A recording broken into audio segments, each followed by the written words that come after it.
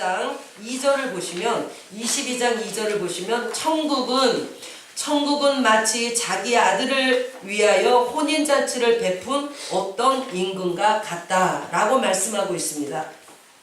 천국이 어떤 곳이냐?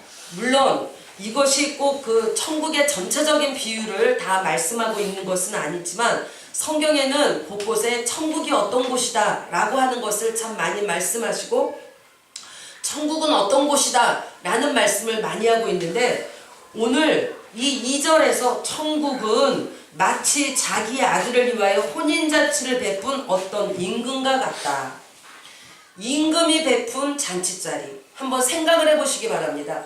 임금이 베푼 왕이 베푼 잔치라 함은 얼마나 기가 막히겠습니까? 그 왕이 베푼 잔치의 그 모든 자리에는 그야말로 산의 진미가 있을 것이고 즐거움이 있을 것이고 없는 것이 없는 그런 그 자리가 자리가 이 왕이 베푼 혼인잔치 자리인데 그냥 왕이 어떤 연회를 베푼 게 아니고 자기 아들을 위하여서 정말로 특별히 준비한 그 잔치자리다.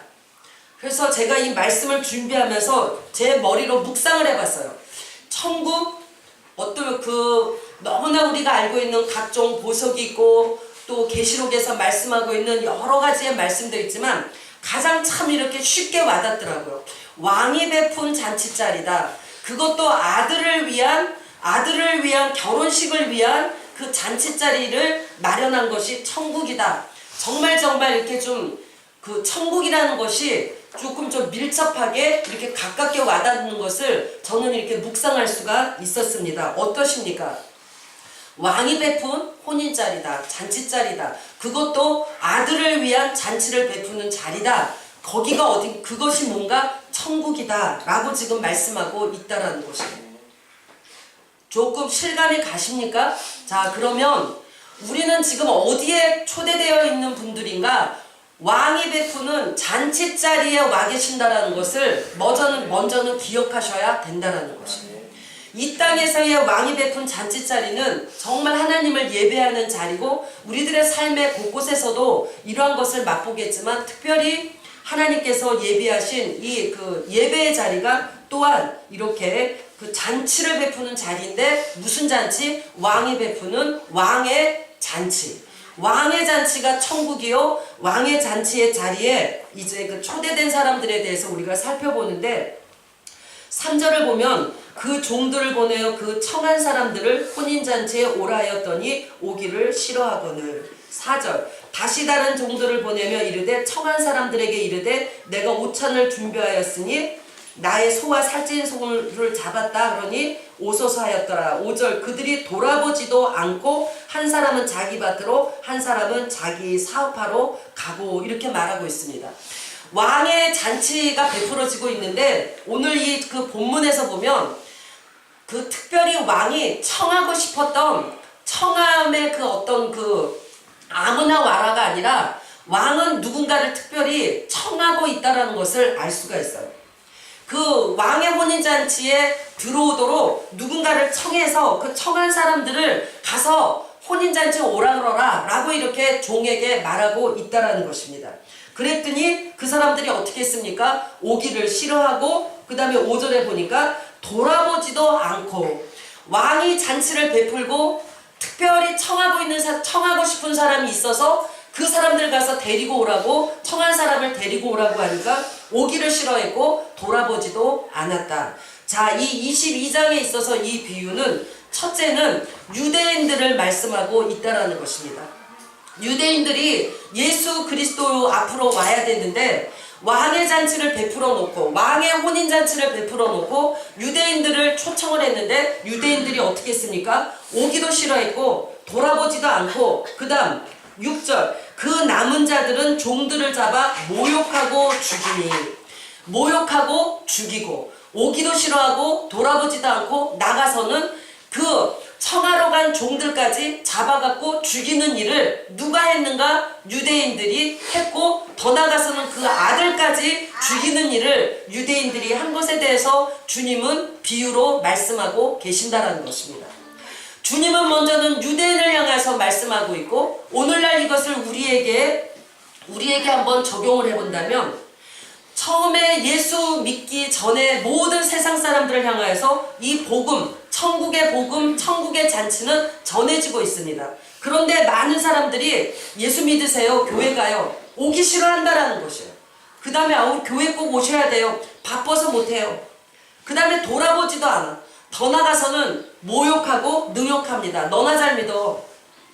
대부분의 우리가 믿지 않는 사람들에게 이 복음을 증거할 때에 이런 모습이 나온다라는 것입니다. 오기 싫어하고, 돌아보지도 않고, 모욕하고, 능욕하고, 너나 잘 믿어. 이런 반응을 우리는 알 수가 있다라는 것입니다. 그 다음에 또 적용한다면 이제 우리에게 적용을 하는데, 우리에게도 하나님은 유대인에게도 혼인잔치를 베풀었고, 또한 우리가 믿지 않을 때에도 세상에 있을 때에도 하나님께서는 이 복음의 혼인잔치, 이 왕의 잔치를 베풀었고, 그 다음에 믿고 있는 이 시점에서 우리에게 또 하나님은 이 왕의 잔치를 베풀고 계시다라는 것입니다. 그런데 우리가 때때로 오기를 싫어하고, 왕의 잔치, 저는 오늘의 이 말씀을 묵상하면서 왕의 잔치다, 기가 막히다, 왕의 잔치, 천국은 바꿔 말하면 복음을 말하고 있는데, 복음은 왕의 잔치와 같이 모든 것이 다 포함되어 있고 가장 귀하고 그 속에는 모든 값진 보화가 다 들어있는 것이 복음이요. 복음은 무엇인가? 예수 그리스도 자체시라는 것입니다. 그리스도 자체 안에는 골로새서 2장에 보면 그 주님 안에는 모든 보화가 숨겨 있다라고 말씀하고 있기 때문에 너무나 기가 막힌 그런 완벽한 그 모든 잔치를 준비하고 우리를 초대하는데, 우리는 때로는 오기를 싫어하고, 이 모양 저 모양, 이 핑계 저 핑계, 이 문제 저 문제 때문에 나 왠지 예배의 자리가 오기가 싫어. 그 다음에 또 아무리 말씀을 전해도 그 말씀이 내 귀에 들어오지 않으면서 돌아보기도 싫어지는 이런 말씀.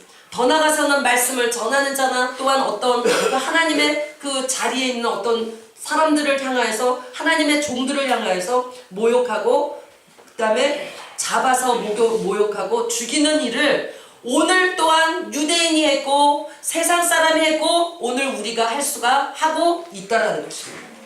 그러자 주님이 어떻게 했는가? 7절, 임금이 노하여 군대를 보내어 그 살인한 자들을 진멸하고 그 동네를 불사르고, 이에 종들에게 이르되 혼인잔치는 준비되었으나 청한 사람들은 합당하지 아니하니 내 거리 길에 가서 사람을 만나는 대로 혼인잔치에 청하여 오라 한데, 10절, 종들이 길에 나가 악한 자나 선한 자나 만나는 대로 모두 데려오니 혼인잔치에 손님들이 가득한지라. 유대인들이 예수 그리스도에 대해서 그들이 영접하지 아니하고 십자가에 달려 죽이는 그러한 모든 그런 일을 행함으로 인하여서 결국 청한 그들은 오지 않음으로 인하여서 복음은 어디로 왔습니까? 길거리에 있는 악한 자나 선한 자 아무나 올 수 있는 우리에게 전하여지게 됐다라는 것입니다.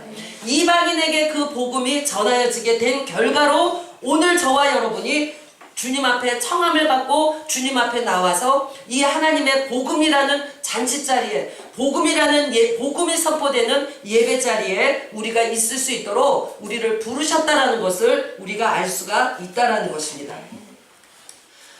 자, 오늘은 물론 그 임금이 노하여서 그 종들을 잡아 죽인 그들을 불사르고 동네를 불사르고 또 어떻게 했습니까? 완전히 진멸해버리는 그러한 하나님의 노가 바라는 것이 하나님의 청함에 거절한 사람들에게 임하는 것이, 이것이 뭐겠습니까? 주님의 청함에 거절했던 많은 믿지 않는 자들이 마지막 날에 있어서 완전히 진멸당하고 완전히 죽임을 당하는 세상 끝날에 이 진멸이 있을 것이고, 또 작게는 좁게는 오늘 우리들에게 적용을 한다면 우리가 주님 앞에 오기를 싫어하고 또한 주님이 우리를 청하시는 말씀이 들린다 할지라도 우리가 그것을 거부했을 때 작게는 이 땅에서도 또한 우리가 살아가는 동안에 이러한 어려운 일들을 겪을 수 있다는 것을 우리는 다 알고 있다는 것입니다.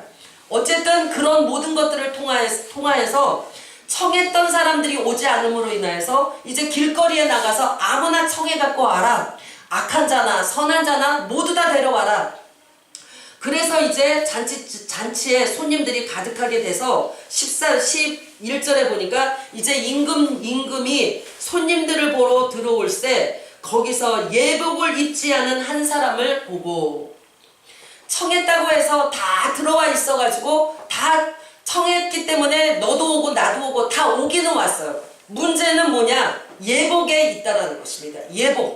예복을 입은 자들이어야지만 그 잔치 자리에 들어올 수 있는 조건이 딱 하나 있었는데, 그것은 뭔가 악인이라도 괜찮고 선인이라도 괜찮아, 또 병든 자라도 괜찮아, 저는 자라도 괜찮아, 소경이라도 괜찮아. 그런데 단 하나의 조건이 뭐였냐? 예복이라는 것입니다. 예복을 입지 않으면, 예복이 없으면 아무리 선인이라 할지라도 자격이 박탈된다는 것입니다.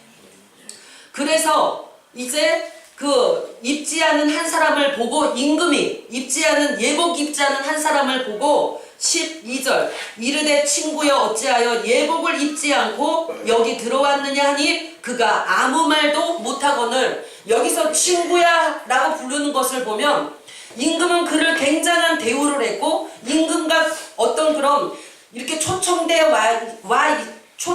와가지고 임금과 가까이 이렇게 그 어떤 교제할 수 있는 어떤 상황이었다라는 것을 알 수가 있다라는 것입니다. 그러면서 왜 다른 사람들은 예복을 입고 있는데 너는 예복을 입고 있지 않느냐라고 할 때 아무 말도 못하거든. 우리 주님은 우리에게 왜 이 고난의 길을 가시면서 고난주간이요 오늘 종려주일이요 이 모든 것들을 우리에게 다시 한번 상기시키시는가? 얘들아, 나는 너희에게 예복을 입혀주기 위하여서, 예복이 되어주기 위하여서 내가 너희를 위하여서 십자가에서 그 모든 일을 감당했다라는 것을 오늘 이 고난주간이 시작되는 이 시점에서 주님은 우리에게 말씀하고 계신다라는 것입니다. 예복 입지 않고, 그래서 우리는 이 시간에 주님, 내가 교회를 다니고 주님 앞에 청함을 받아서 주님 앞에 나와 있지만 혹여라도 내가 예복 입지 않은 채로 주님 앞에 나와 있다가 주님을 만나는 그날에, 얘야 너는 왜 예복을 입지 않았니? 친구야 너는 왜 예복을 입지 않았니? 친구라는 것은 친하다라는 얘기예요. 그러나 예복을 입지 않으면 어떻게 된다고요? 13절 임금이 사관들에게 말하되 그 손발을 묶어 바깥 어두운 데에 던지라. 거기서 슬피 울며 이를 갈게 되리라 하니라. 청함을 받은 자는 많되 택함을 입은 자는 적으니라. 참 주님은 가서 데리고 와. 다 청해. 너도 오고 나도 오고 다 왔어. 문제는 너도 교회 다니고 나도 교회 다니고 너도 예수 믿고 나도 예수 믿는데, 이 시점에서 우리는 다시 한번 주님, 나는 예복을 입고 있는지 주여 나를 보게 하시고 주님이 나의 예복이 되어주시고 주님께서 정말로 예복 입은 택한 자의 자리에 내가 있도록 주님 나를 이 자리로 인도하여 주시옵소서. 우리의 기도 제목이 되어야 되는 줄 믿으시기 바랍니다. 로마서 13장을 보십니다. 로마서 13장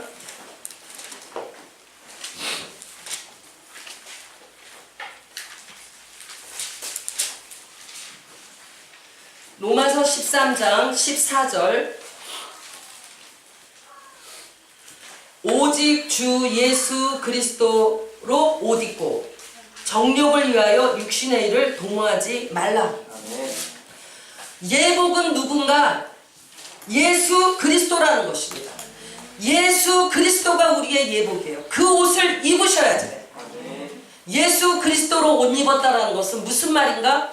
예수 그리스도가 나의 생명이요, 예수 그리스도가 나의 전부요, 예수 그리스도로 인하여서 사는 것이, 예수 그리스도가 나를 위하여서 예복되기 위하여서 십자가에 돌아가셨고 부활하셨고 그리고 내 안에 생명으로 오셨다는 것을 믿는 것, 이것이 처음 예복을 입는 것이고, 그 입는 것을, 입은 것을 지키기 위해서는 때로는 회개를 해야 될 것이고 때로는 맡겨야 될 것이고, 우리는 그리스도를 앞세우고 살아가는 모든 삶이 예복을 지키는 삶이라는 것을 우리는 알 수가 있다는 것입니다. 갈라디아서 3장을 보십니다. 갈라디아서 3장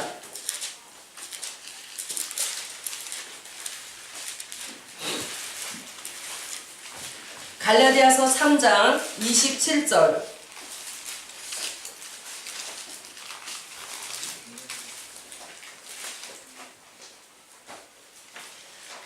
26절부터 보시면 너희가 다 믿음으로 말미암아 그리스도 예수 안에서 하나님의 아들이 되었으니 그리스도 예수 안에서 하나님의 아들이 되었으니 누구든지 그리스도와 합하기 위하여 세례를 받은 자는 그리스도로 옷 입었느니라. 네. 합했다라는 것이 뭡니까? 성경에 제가 지난주에 설교할 때도 함께 죽었고 함께 살았고 함께 일으키시고 함께 하늘에 앉혔다. 함께라는 것이 너무너무 중요해요. 누구든지 그리스도와 합하기 위하여, 그러니까 함께 세례를 받은 자는, 여기에서 세례를 받았다는 것은 주님과 합하기 위하여서 세례를 받았다는 것은 함께 죽었다라는 것입니다. 주님이 죽으실 때 나도 함께 죽은 것이에요. 그렇기 때문에 지금 이 고난 주간에 주님이 십자가를 지시기 위해서 준비하시는 이 시간에 우리도 다시 그 시간대로 우리가 이렇게 돌아가서 나도 함께 주님과 달릴 준비를 다시 한번 내가 내 마음에 각성을 시키면서 주님, 나에게 옷이 되주시니 나에게 예복되시기 위해서 당신이 십자가에 달리시려고 준비하신 이 기간에 다시 한번 나를 돌아보게 하시고 다시 한번 주님과 함께 내가 죽는 것을 묵상하게 하시고 내가 주님과 함께 죽었고 주님과 함께 살았고 주님과 함께 일으키심을 받았고 주님과 함께 이제 하늘의 안치움을 받게 하셨다는 것에 대해서 깊은 묵상할 수 있도록 도와주시옵소서. 이런 말씀들은 사실 제가 지금 지식을 전하는 것 같지만 지식이 아니고 실제라는 것입니다. 왜? 예복을 입지 않아서 청함을 받아서 잔치자리에 와 있었지만 안 된다라는 것입니다. 어떠한 선인이 됐던 친구가 됐던 뭐가 됐든 예복을 입지 않았음으로 인하여서 아까 어떻게 됐습니까?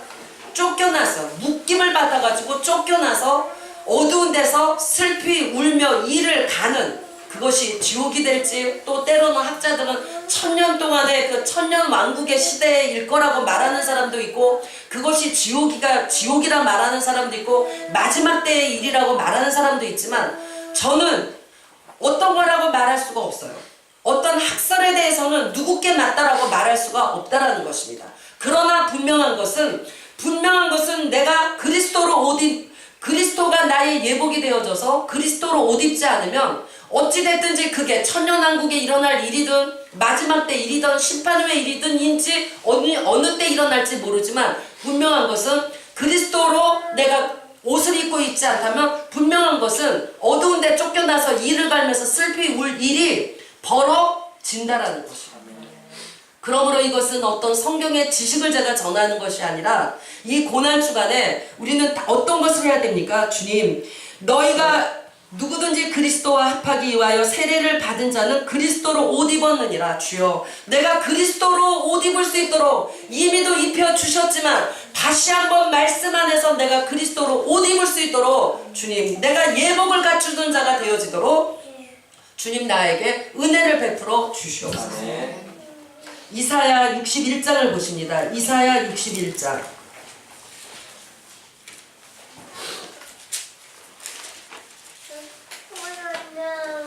이사야 61장 10절. 이사야 61장 10절. 내가 여호와로 말미암아 크게 기뻐하며 내 영혼이 나의 하나님으로 말미암아 즐거워하리니 이는 그가 구원의 옷을 내게 입히시며 구원의 옷이 예복이라는 것입니다. 구원의 옷을 우리에게 입혀주시기 위해서 이사야 53장에서 그가 십자가에 달리실 것에 대하여서 말씀하시면서 그는 자기가 이룬 일을 인하여서 즐거워했다, 만족히 여겼다라고 말씀하고 있다라는 것입니다. 그가 십자가에서 받을 고난은 크셨지만 그 고난을 통과함으로 씨를 얻고 그 씨를 얻어서 생명을 얻은 자들은 예수 그리스도로 예복을 입은 옷을 입은 자들이 되어질 것을 주님은 아셨기 때문에 오히려 만족히 주님은 여기셨다라는 것이에요.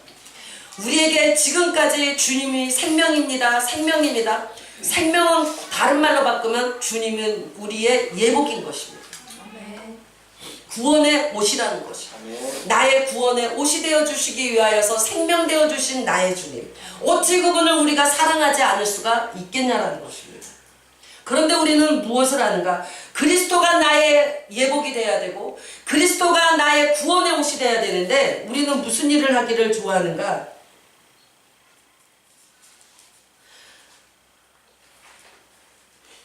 이사야에서 우리는 제가 64장 6절을 보십니다. 64장 6절 잘 아는 말씀. 무릇 우리는 다 부정한 자 같아서 우리의 의는 다 더러운 옷 같으며 우리는 자꾸 내 의를 세우면서 그리스도 옷을 벗어버리려고 하고 있고 그리스도로 옷을 입으려고 하지 않고 자꾸만 내 의를 세우는 나를 세우는 더러운 나의 의의 옷을 입기를 우리는 너무너무 좋아한다라는 것입니다. 주님, 내가 나의 의를 세우면서 더러운 옷 입고 있는 이 모든 것들을 주여 용서하시고 벗겨주시고 이 시간에 그리스도로 옷 입을 수 있도록 도와주시옵소서. 언제까지나 도대체 우리는 나의 의로운 내 의에 찬 옷을 입기를 원하는가?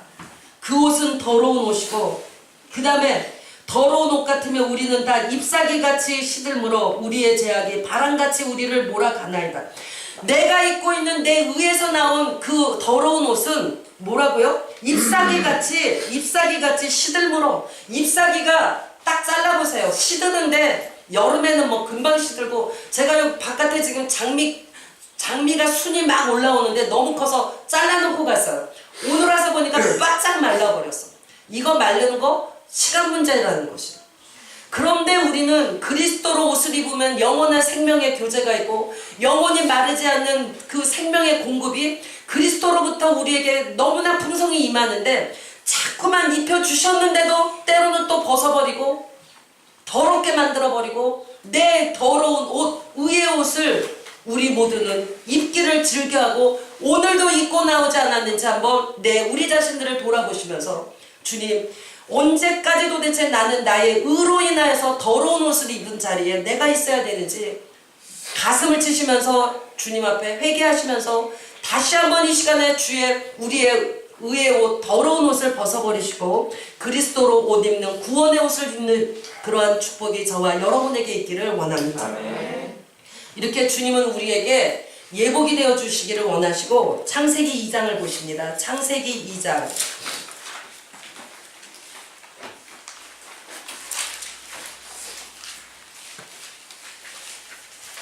창세기 2장 21절 여호와 하나님이 아담을 20장부터 보시면 아담이 모든 가축과 공중의 새들의 모든 짐승에게 이름을 주니라. 아담이 돕는 배필이 없으므로 여호와 하나님이 아담을 깊이 잠들게 하시니 잠들매 그가 그 갈빗대 하나를 취하고 살로 대신 채우시고 여호와 하나님이 아담에게서 취하신 그 갈빗대로 여자를 만드시고 그를 아담에게로 이끌어 오시니. 이게 무슨 말입니까? 아담을 만드셨는데 아담이 혼자였어요. 그렇기 때문에 아담이 혼자서 여러 가지 일을 하는데 혼자 있는 것이 하나님 보시기에 좋지가 않으셨어. 그래서 저를 돕는 배필을 만들겠다. 그래서 우리가 잘 알고 있듯이 하와를 만들었습니다. 여기 하나님께서 이 고난주간에 다시 오늘의 말씀 가운데 깨달음을 또 주시는 것이 뭔가? 얘들아, 내가 나의 배필인 나의 신부를 만들기 위해서 주님은 십자가에서 물과 피를 쏟으시면서 옆구리를 창에 찔려서 옆구리에서 갈빗대를 취했다 그랬어. 옆구리를 창에 찔리면서 십자가에서 무엇을 만들어내는가? 당신의 신부들을 만들어 내셨다는 것입니다. 주님으로부터 나오지 않은 것은 다 가짜인 것이에요. 아무리 선하고 아무리 착하고 아무리 열심히 있고 아무리 해도 주님 그리스도로 옷 입지 않은 주님으로부터 나오지 않은 것은 주님의 옆구리에서 나오지 않은 것은 신부가 될 자격이 없다라는 것입니다. 그리스도로 옷 입었다라는 것, 그리스도의 신부가 됐다라는 것인데 신부가 될 자격은 남편과 아내에 대해서 말하고 있지만 남편과 아내가 하나가 되는 것은 결국은 뭡니까? 남자와 여자가 하나가 되는 것은 남자는 흙으로 만들었다 그랬어요. 2장 7절 보면 여호와 하나님이 땅의 흙으로 사람을 지으시고 생기를 그 코에 불어넣었다. 아담은 흙으로 만들었지만 여자는 뭘로 만들었는 줄 아십니까? 여자는 흙으로 만든 게 아니에요. 여자는 재료가 아담 속에 있는 것으로 만들어졌다는 것이에요. 그러므로 저와 여러분이 그리스도로 옷 입었고 그리스도의 생명을 가진 자들이라면 본질이 틀리다는 것이에요. 흙이 아니고 그리스도의 본질로 만들어진 사람들만이 그리스도의 신부요, 그리스도의 생명이요, 그래서 우리가 천국에 들어갈 수 있다라는 것이에요. 본질이 틀려졌기 때문에. 제가 사실은 금요일부터 너무너무 피곤한데 이 말씀을 막 깨달으니까 그냥 피곤함이고 뭐고 없어. 너무 감사해서.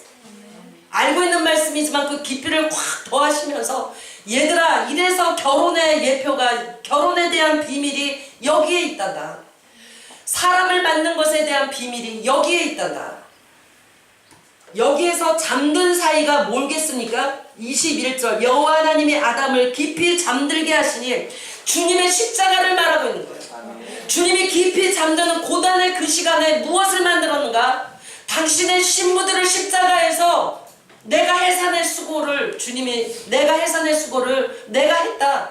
해산의 수고를 신부인 너희들을 만들기 위해서 십자가에서 그 모든 옆구리에 피와 물을 쏟으면서 당신의 신부를 친히 만드셨다는 것을 우리는 기억하시면서 내가 그렇게 만들어진 주님의 신부라는 것을 우리가 기억하면서 주님이 이 귀한 일을 나에게 베푸시기 위해서 그 모든 길을, 그 모든 것들을 행하셨다는 것을 우리가 깨닫는다면 어찌 주님을 더욱 사랑하지 않을 수 있으며 나에게 베푸신 은혜로 인하여서 팔팔 뛰지 않을 수가 있겠냐는 것입니다. 23절 아담이 이르되 이는 내 뼈 중에 뼈요 살 중에 살이라. 우리의 본질을 맨 처음에 만들어질 때 우리도 역시 흙으로, 사람이니까 흙으로 만들어졌죠. 그러나 여기에서 여자라 칭함은 아담의 배필, 아담의 신부를 말하는 것이고 여자라 칭함은 주님의 신부를 말하는데 주님이 여기서 23절 이것은 결국 주님의 말씀이죠. 아담이 이르되가 아니라 주님이 이르되 이는 내 뼈 중에 뼈요 살 중에 살이라. 저와 여러분은 주님의 뭐라고요? 주님의 뼈 중에 뼈요 살 중에 살인 뼈와 살로 주님의 뼈와 살과 피로 다시 태어난 재창조된 하나님의 주님의 신부들이라는 것을 우리가 기억하시면서 그 일을 이루시기 위해서 십자가의 이 모든 것들을, 그 모든 일들을 감당하신, 그 모든 것들을 계획하신 아버지 하나님, 그 일을 감당하신 성자 하나님, 이루도록 능력으로 역사하신 성령 하나님, 삼위일체 하나님을 우리는 오늘도 내 가슴 속에서 정말 뜨겁게 사랑하면서 주님 너무너무 감사합니다. 자, 우리 한번 서로 인사하십시다. 야, 정말 주님의 살 중에 살이요 뼈 중에 뼈인 신부시군요. 한번 인사를 한번 해보세요.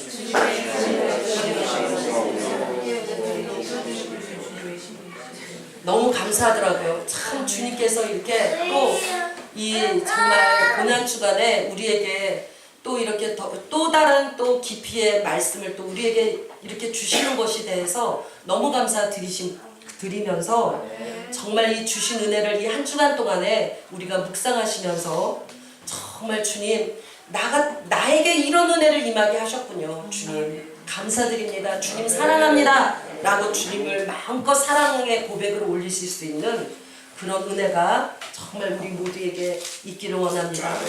주님의 뼈 중에 뼈요 주님의 살 중에 살인 나, 주님이라는 재료로 빚어낸 나, 엄청난 은혜를 받은 사람들이 저와 여러분이라는 것을 기억하시면서 한 주간도 이 말씀을 묵상하시는 가운데 정말 하나님을 깊게 사랑하실 수 있는 은혜가 임하시기를 원합니다. 들으신 말씀 생각하시면서 우리 잠시 기도하십니다.